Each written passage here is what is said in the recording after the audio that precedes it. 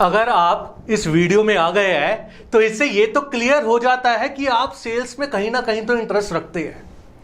इस चैनल पे अभी सब्सक्राइबर तो आपको कम दिख रहे होंगे, लेकिन इस टॉपिक में दम बहुत है। अगर आपको ये टॉपिक अच्छा लगे और आपको ये वीडियो अच्छी लगे, मेरी एक्सप्लेनेशन अच्छी लगे, तो आप इस चैनल को सब्सक्राइब कर लेना, क्योंकि आने वाले टाइम में मैं बहुत सारे नए नए टॉपिक्स और बहुत सारे बड़े टॉपिक्स के साथ आने वाला हूं। मेरा नाम स्पर्श बग्गा है। मैं पिछले 16 साल से सेल्स एंड मार्केटिंग में हूं। मैं अपनी कंपनी में भी ट्रेनिंग देता हूं, क्लाइंट्स की कंपनीज में भी ट्रेनिंग्स देता हूं, क्योंकि सेल्स मेरा पैशन और मेरा प्यार दोनों है। तो आज हम बात करेंगे कि सेल्स क्या होता है और सेल्स में आप एक्सपर्ट कैसे बन सकते हैं। चलते हैं अब अपने टॉपिक पे। सेल्स क्या है? मेरी नजर में सेल्स एक गेम है। गेम क्यों? मैंने आज से पहले जब अपना करियर स्टार्ट किया 16 साल पहले, तो मेरे सामने बहुत सारे चैलेंजेस थे। मेरे साथ बहुत सारे लोग काम करते थे और इतने कंपटीशन में अपना नाम करना था, कुछ ऐसा काम करना था, और बहुत सारे हर्डल्स आ रहे थे, बहुत सारे चैलेंजेस आ रहे थे। तो उस चैलेंजेस के अंदर मुझे बहुत क्लियर समझ आ गया कि मुझे यार कुछ अलग करने के लिए कुछ अलग सोचना पड़ेगा। तो मैंने एक सेल्स को एक गेम का नाम दे दिया, जिसके अंदर मैं एक प्लेयर हूं, क्लाइंट भी एक प्लेयर है, और क्लाइंट की पेमेंट जो है वो मेरा मिशन है। अभी मैं खाली सेल्स तक की बात कर रहा हूं। क्यों बात कर रहा हूं? क्योंकि अभी मैं आपको सेल्स की ट्रेनिंग दे रहा हूं, लेकिन अभी जब आप इस वीडियो को डेप्थ तक समझेंगे तो आपको और भी बहुत सारे टॉपिक क्लियर हो गए कि इस गेम को कैसे खेलना है और इस गेम के क्या क्या रूल्स हैं। तो चलिए अब आप इस गेम को समझते हैं। तो इस गेम के अंदर दो प्लेयर खेलते हैं, एक आप और एक क्लाइंट। आप अपना कैरेक्टर इन कैरेक्टर्स में से चूज कर लीजिए जो आपको पसंद आए। इसी तरह से क्लाइंट का भी कैरेक्टर यहां पे तो भी आप ही को चूज करना पड़ेगा, तो आप ही कर लीजिए आप कौन और आपका क्लाइंट कौन। अब हम गेम खेलेंगे। अब इस गेम के कुछ रूल्स भी है, तो पहले हम कैरेक्टर्स देख लेते हैं। आपका कैरेक्टर भी सेलेक्ट हो गया और आपके क्लाइंट का कैरेक्टर भी सिलेक्ट हो गया। ये मैं खेल रहा हूं बेसिकली, आप अपना कैरेक्टर अपने आंखों में चूज कर चुके होंगे। अब हम आते हैं इसके बाद रूल्स ऑफ द गेम। जो रूल्स है इस गेम के वो बहुत ध्यान से सुन लेना आप। No cheating. आपको याद है जब हम खेलते थे, छोटे होते वीडियो गेम खेलते थे, वीडियो गेम में तो खैर चीटिंग नहीं होती थी। जब हम क्रिकेट खेलते थे, खो खो खेलते थे, बास्केटबॉल खेलते थे, कुछ भी खेलते थे, सामने वाले आपस में चीटिंग करते थे, हम कहे मैं नहीं खेल रहा, मैं जा रहा हूं, लड़ाई हो जाती थी आपस में। तो नो चीटिंग। अगर आपने फेक कमिटमेंट करी क्लाइंट से, कुछ भी स्मार्ट वर्क करने की कोशिश करी, झूठी सेल करने की कोशिश करी, कोई फायदा नहीं है सेल्स में। निकल जाओगे, कंपनी निकाल देगी, आपका करियर नहीं बनेगा। बहुत सारे इसमें लोचे है, आगे चल के इस पे भी वीडियो बनाऊंगा, कमेंट में लिखना, उसमें भी बताऊंगा। सेल्स ट्रेनर हूं, सेल्स बताना मेरा काम है, हर क्वेश्चन का जवाब मिलेगा आपको। तो पहले rule, no cheating, no fake commitment, no smart work. Rule number second, never give up. दोबारा गेम पे चलते हैं। छोटे होते हम वीडियो गेम खेलते थे, गेम ओवर होती थी, दोबारा खेलते थे, गेम ओवर होती थी, दोबारा खेलते थे, गेम ओवर होती थी, दोबारा खेलते थे, खेलते रहते थे 2 घंटे 3 घंटे 4 घंटे। एंड में मम्मी पापा आ जाते थे, अरे भैया गेम रख दे, डांट पड़ती थी, कई बार मार भी पड़ जाती थी। एंड में गेम रख दे, रखनी ही पड़ती थी बेसिकली। फिर अगले दिन दोबारा से टाइम ढूंढते थे, भैया फटाफट गेम खेलने का टाइम मिल जाए, फिर गेम खेलते थे। तो वो एटीट्यूड आपका मिसिंग है सेल्स में। अगर आप अच्छी सेल्स नहीं कर रहे हो तो वो एटीट्यूड होना चाहिए। यहाँ पे भी आपके मदर फादर का फोन आज भी आ जाना चाहिए, भैया कहाँ है, इतनी लेट क्यों हो गई। मम्मी क्लाइंट के साथ हो, फादर क्लाइंट के साथ हो, पापा क्लाइंट के साथ हो, फोन आ जाना चाहिए। ठीक है, तो ये चीज को बहुत अच्छे से ध्यान से सुन लो। अब हम चलते हैं नेक्स्ट स्लाइड पे। नेक्स्ट स्लाइड में मैं बात करूंगा गेम की पावर्स के बारे में। हमारी सेल्स की गेम में भी पावर होती है, जैसे कि हमारी रियल गेम में पावर होती थी। और पावर एक ऐसी चीज है जिसके बिना हम मिशन अपना कंप्लीट ही नहीं कर सकते। तो जो सेल्स की पावर है बेसिक, वो है प्रोडक्ट नॉलेज। प्रोडक्ट नॉलेज के बिना हमारा सेल ही नहीं हो पाएगा। तो सबसे पहले बेसिकली हमें प्रोडक्ट नॉलेज में बहुत अच्छा होना पड़ेगा। अगर हम प्रोडक्ट नॉलेज में अच्छे हैं तो कहीं ना कहीं हमें ये क्लियरिटी है कि हम क्या मार्केट में बेचने जा रहे हैं। अब हम चलते हैं नेक्स्ट स्लाइड पे। नेक्स्ट स्लाइड में मैं आपसे बात करूंगा प्रोडक्ट यूएसपी के बारे में। ये भी एक बहुत जबरदस्त पावर है जो कि आपके पास होनी चाहिए। अगर आपको प्रोडक्ट के इंपॉर्टेंट पॉइंट्स पता है, यूनिक सेलिंग पॉइंट्स पता है, तो वो पॉइंट्स को आप हाईलाइट करके कस्टमर को अपनी तरफ अट्रैक्ट कर सकते हो। जैसे फॉर एग्जांपल आप एसी बेचते हो, तो आप बताओगे कि सर हमारे एसी के अंदर ये इन्वर्टर एसी की क्वालिटी लगाई है जिसकी वजह से आपका बिजली का बिल कम आएगा। तो ये उस प्रोडक्ट की यूएसपी है। एसी जो है वो प्रोडक्ट है, कूलिंग जो करता है वो प्रोडक्ट नॉलेज हो गई, लेकिन वो कूलिंग करने से क्या बेनिफिट दे रहा है वो प्रोडक्ट की यूएसपी हो गई, जिससे कि कस्टमर आपकी तरफ थोड़ा सा खिंचा चला आए। तो इसी तरह से अब हम नेक्स्ट पावर के बारे में बात करेंगे, वो है कॉन्फिडेंट पिचिंग।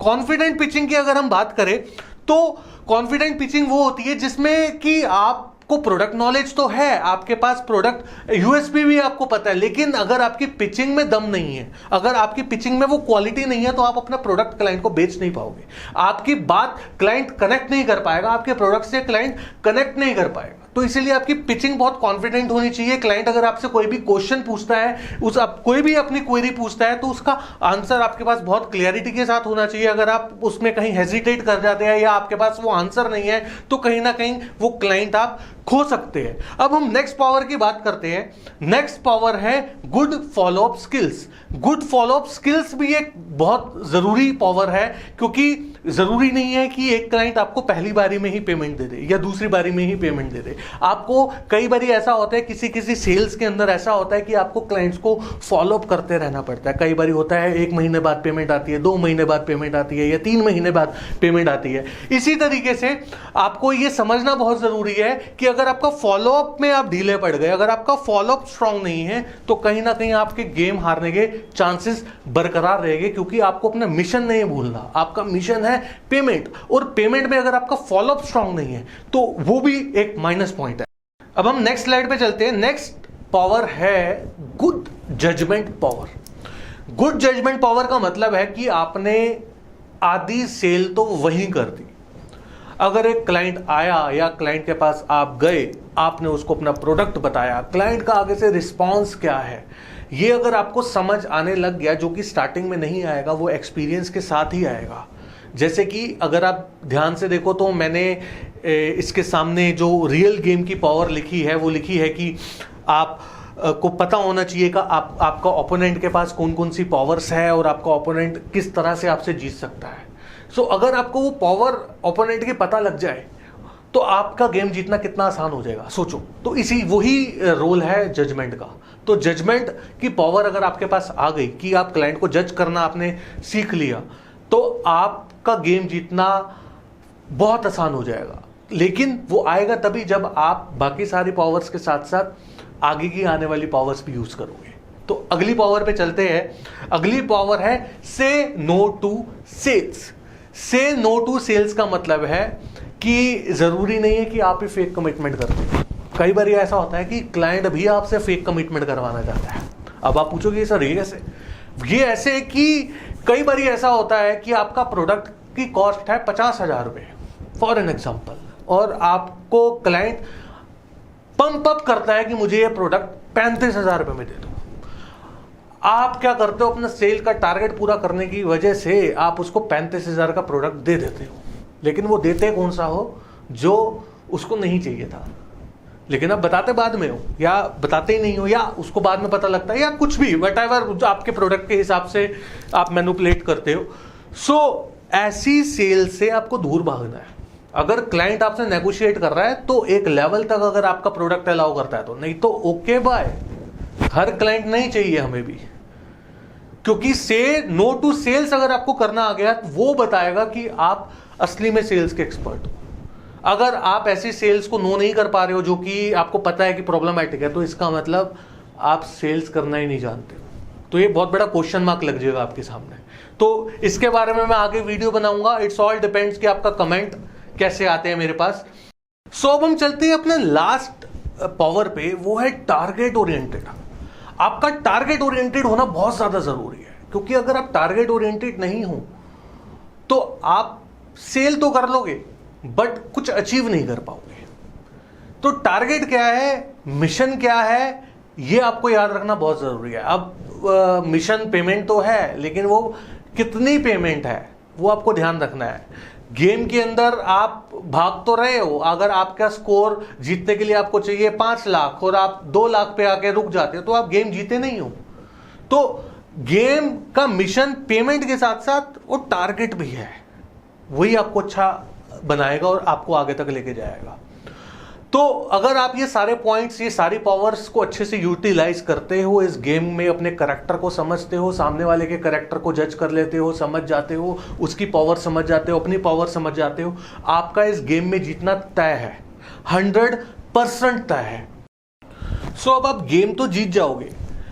और अगर आपको मेरी ये वीडियो पसंद आई हो तो आप मेरे इस चैनल को सब्सक्राइब कर लो, अभी के अभी जाके इस वीडियो को लाइक कर दो। कोई सेल्स में कोई बंदा डिमोटिवेट हो रहा है, कोई फंसा पड़ा, उसके साथ ये वीडियो शेयर कर लो। और अगर आपको ये पीपीटी की रिक्वायरमेंट है तो मेरी डिस्क्रिप्शन में दी हुई ईमेल आईडी पे मेल कर दो, फ्री में you will get that PPT as well. But अगर आपको कुछ जिंदगी में करना है तो करना आपको खुद ही पड़ेगा, ये बात आप हमेशा जिंदगी में याद रखना। सिखाने के लिए YouTube भरा पड़ा है, पूरा इंटरनेट भरा पड़ा है, आपके ऑफलाइन क्लासेस भी होती है, लेकिन सीखने की इच्छा होनी चाहिए। सो आज के लिए मुझे इजाजत दें, मैं वापस से आऊंगा। आप अगर कमेंट करेंगे, अपने टॉपिक्स देंगे तो मैं उनके साथ आऊंगा, नहीं तो मैं दूसरे नए नए टॉपिक्स के साथ आऊंगा। Thank you so much.